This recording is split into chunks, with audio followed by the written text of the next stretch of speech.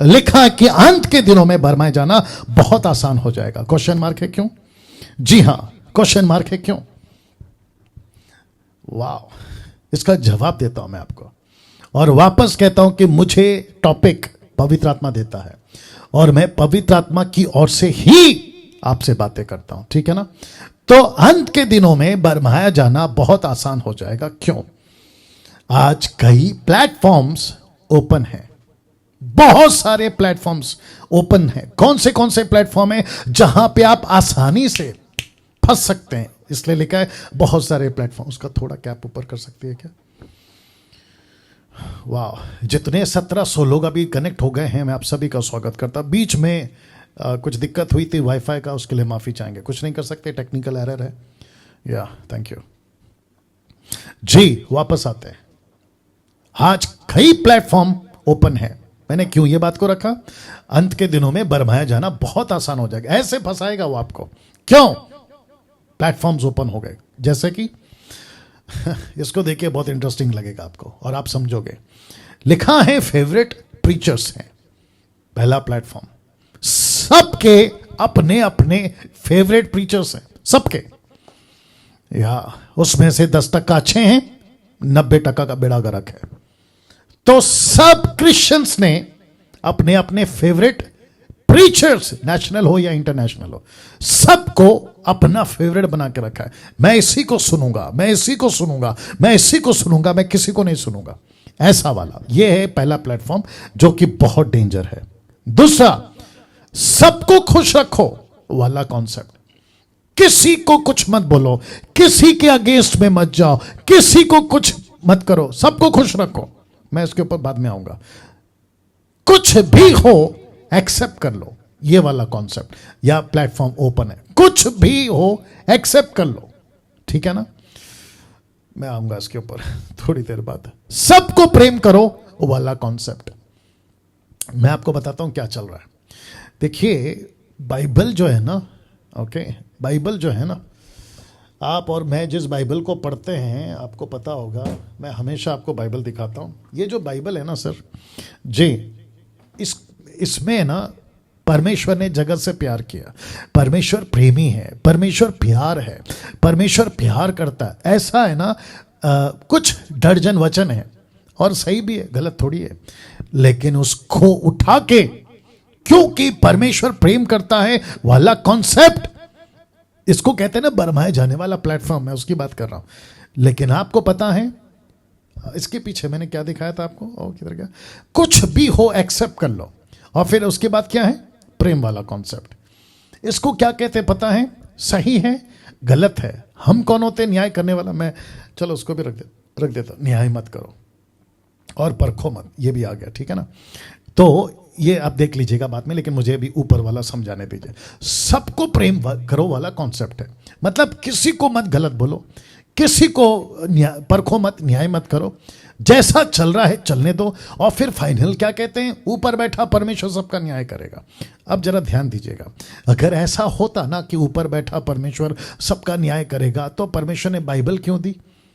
और हमको ये क्यों कहा 2 तीमोथी 3:16 में कि जाकर आपको करेक्शन करना है, सिखाना है, गलत करता है उसको डांटना है। अभी मैं रखूंगा कि सेवकों को भी पब्लिकली एक्सपोज करो, मैं आऊंगा उसके ऊपर, ठीक है ना? बहुत ध्यान से सुनना, आज का जो मैसेज है वो आपके होश उड़ाएगा, मैं आपको पहले ही बोल चुका हूं, ठीक है ना? तो देखो, प्रेम करना है, सबको प्रेम करना है, उसमें कोई गलत नहीं है, लेकिन उसकी एक लिमिट है। आप प्रेम तभी कर सकते हो जब उसमें सत्य है। आपको प्रेम तभी करना है जब उसमें सच्चाई है। अभी आजकल क्या चल रहा है? आपका जो गे है उसकी शादियां चल रही है, बोला गे से शादी करो, लेस्बियन है तो उससे शादी करो, आप जानवर हैं तो उससे शादी करो।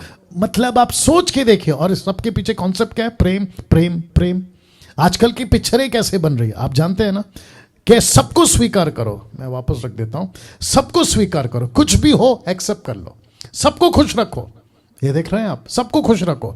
अब आप मुझे बताइए कि ऐसे प्लेटफॉर्म्स, इसलिए लिखा है ना कि ऐसे प्लेटफॉर्म ओपन है। और आपको पता है ये जो फेवरेट प्रीचर्स है ना, इनमें से इन्होंने इसलिए सेलेक्ट करके रखा हुआ है, कानों की खुजली के चलते। आपको पता होगा ना, पौलुस कहता है कि वो अपने लिए उपदेशक बटोर लेंगे, तो ऐसे फेवरेट प्रीचर्स बटोर के रखे हैं जो उनको ऐसा कुछ सिखा जाते हैं।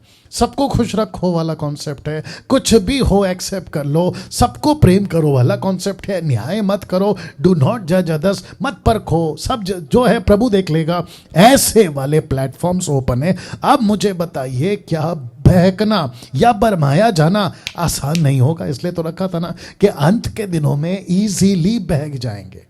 अब बताइए, और आपको पता है जो संसार है ना, ये ऐसे मैसेज और ऐसी संदेश सोसाइटी में फैला रहा है कि सबसे मिलके रहो, सबको प्यार से लेके चलो, लेकिन बीच में ऊपर परमेश्वर कुछ कंडीशंस लाता है। परमेश्वर कहता है कि पुरुष से शादी नहीं कर सकता, तो वहां पर क्या हो गया? आप प्रेम नहीं कर सकते, तो वहां चलेगा नफरत, वहां चलेगी तलवारें। तो यीशु ने क्या कहा? मैं पृथ्वी पे आया हूं तलवार चलाने। इसका मतलब है तलवार चलाने नहीं, वो कॉन्सेप्ट अलग है, उसको समझना होगा, फिर कभी बात करेंगे। यीशु कहता है कि मैं बाप को पिता, बेटे से, बेटे को बाप से, सास को बहू से, है ना, अलग करने आया। क्यों?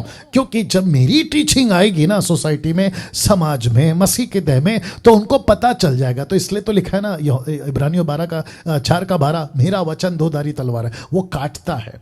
यीशु का वचन आपको क्या कहते हैं ना, गुदगुदी नहीं करेगा, हंसाएगा नहीं, वो काटेगा, वो टोचेगा। इसलिए तो लिखा है, पतरस ने जब प्रचार किया तो 3000 के हृदय छिद गए थे, पेनिट्रेट हो गए थे। अब आ रहा है बात समझ में? वैसे ही ये प्लेटफॉर्म्स ओपन है। अब आप मुझे बताएं, जब प्लेटफॉर्म ओपन से हैं तो आपको नहीं लगता है कि इन सभी के चलते, तो मैं वापस आ जाता हूं, लिखा है आज कई प्लेटफॉर्म्स ओपन है, जैसा कि आपके फेवरेट प्रीचर्स है।